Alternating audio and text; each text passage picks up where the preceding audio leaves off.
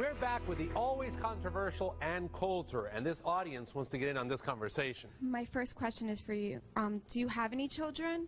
Not relevant to statistics. Okay, because for me, I've seen, not only my family, I have a ton of friends who are single mothers, and the way they raise their children, they give them the most love than even two parents can give them. I'm raising a family with two parents, and you know, you don't know what it's like sometimes to have two parents. Sometimes, some people, it's worse to have two parents. I agree. You'd rather have just one parent who gives you all that love than two parents who are constantly arguing, who they've been together for years and they're miserable. And you can't speak for everybody. You're speaking about statistics. Right. You have to live it in order to understand it, not just by statistics. And sometimes Derek Jeter strikes out. And yet, he's still a great baseball player because we look at overall how many times at bats, how many times a home run. When you have 70% of the children in juvenile delinquent institutions coming from single-parent homes, yes, I'm sure some single mothers do a terrific job, and I'm sure there are some two parents who do a terrible job. And yet, the statistics are the statistics. And we have more from the audience. You keep saying, you know, statistics, but anybody can make up a statistic. That's why there's so many of them, from both the left and from the right, and for 30 years Where do you now. think it's okay to say all this? Okay, I mean, you know what, you may as well stand up. My mother was a single mother, and I'm getting, like, emotional. That's fine. You're saying what you feel. I can't talk now. Yeah, go ahead. Okay, you may as well stand up and say, I'm a smoker and I'm very upset about the smoking statistics, and don't you tell me about lung cancer. The statistics are the statistics. Be nice. She's talking about something important to her. So is smoking, and people dying of smoking, and so is people being raised by single mothers. I don't understand. Standing up and saying, I'm a single mother and you can't say that is not an argument. Tell her about your mom. I didn't say that I was a single mother. I come from a single family. Okay, I'm not a came from a rapist. smoker. I'm not a murderer. Don't yell at me about what the smoking statistics are. We're not talking about smoking, lady. We're talking about single parents. We're talking about something far more important than smoking, I feel. Yes, as I said, it's more damaging to a child. So for you to even put those two together is ridiculous. I know you're saying this stuff, but do you think about it before you say it? No, just shoot off at the mouth. It's a chapter of my last book. It has the studies there if you're interested.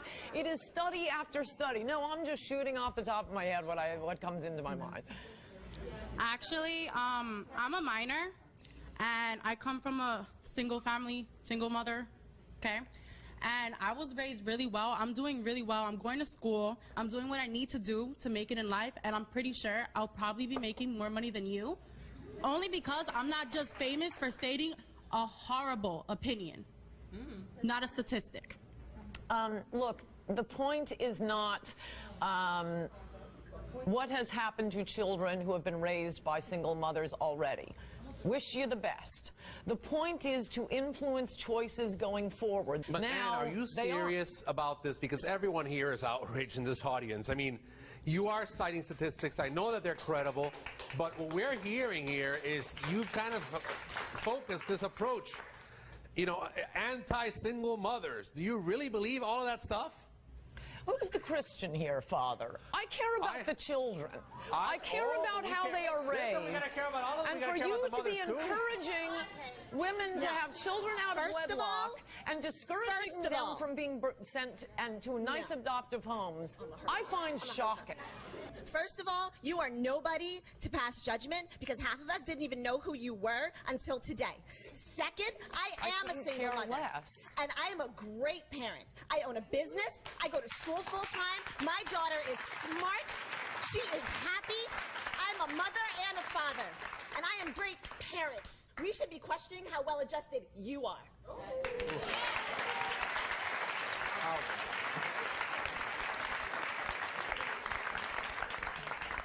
First of all, I agree with what the girl just said, and I'm a single mother as well. I have a 15-year-old daughter. We can talk to Ann without the personal attacks, right? I think we need to be balanced here and not take it from one extreme to the other, because then, you know, we're blaming her for doing something that now we're doing ourselves, and we're going back and forth. And perhaps part of the problem we have in our society today is we can't debate and talk to people who think differently than we do. And that's part of the issue here. Yes. Okay, with that said, I am a single-year-old daughter, private school, ever since she was in the kindergarten. I hold it down, no welfare, no nothing. I work full-time. She goes to school full-time. She wants to go to Harvard, distinguished honor roll. I mean, so is that directed towards me being a single mother as well? I come from a two-parent family myself, but I do very well with my child, no help, just me, and I do own a business as well. And the father was totally absent. What father? See, Ann, this is my issue, and I think that we've talked about this during the break. I was asking you, what about all these absent dads? Do you ever say anything about them? I think I've answered that. We don't have a society and a culture that celebrates them and encourages fathers to leave the women they have impregnated. When you start having movies and glamour magazines and the court system glamorizing deadbeat dads, but in fact we call them deadbeat dads. And I wish single mothers all the luck in the world. Very helpful having you all stand up and insult me. You are proving to me that you are fantastic mothers. Okay, A, I don't know where you're getting your statistics. B, I think if you're not the one carrying that child for 9 months and feeling that baby kick inside you, you know, it's easy for you to say when you're not that person carrying that baby. And C, my mom was a single mom. I never met my dad. He went bye-bye. Never met him. She raised me. She was the mom. She was the dad. I never wanted for anything. She gave me everything I had. I am 36 years old. I have a family of my own now. I have a 12-year-old, and I'm back in school now. I'm very successful, so I really don't know where you're getting this. I just don't know how you expect me to answer when I have a full chapter of this book with every footnote telling you where I got it. You want to know where I got it? You can look up the studies. I mean, you can stand up, find your own study, but there isn't one. Okay, I want to thank you, Ann, for being with us. I know that everything that has gone on here is very controversial. We're listening to different opinions, and obviously Ann's new book is demonic. Controversial too, once again, and we want to thank you for being here with us and taking the time to be on Father Albert today. And now, my friends, I want to hear your thoughts. Go to FatherAlbertShow.com and check out our homepage. We'll be right back.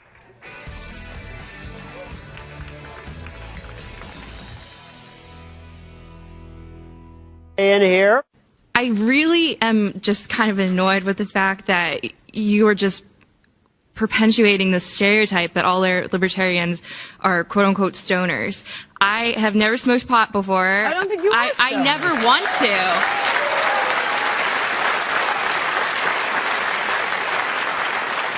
I never want to try, in all honesty. The drugs that are illegal, I don't want to try any of them. I don't think any of you are stoners. You're nerds. He asked me about pot legalization. My question is, how is it any of your business what I choose to put in my body if I'm not affecting anyone else?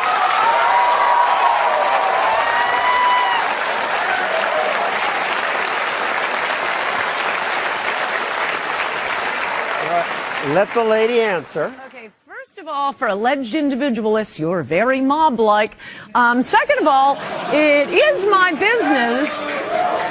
It is all right, my but the question is, why is it your when we are living in a welfare state?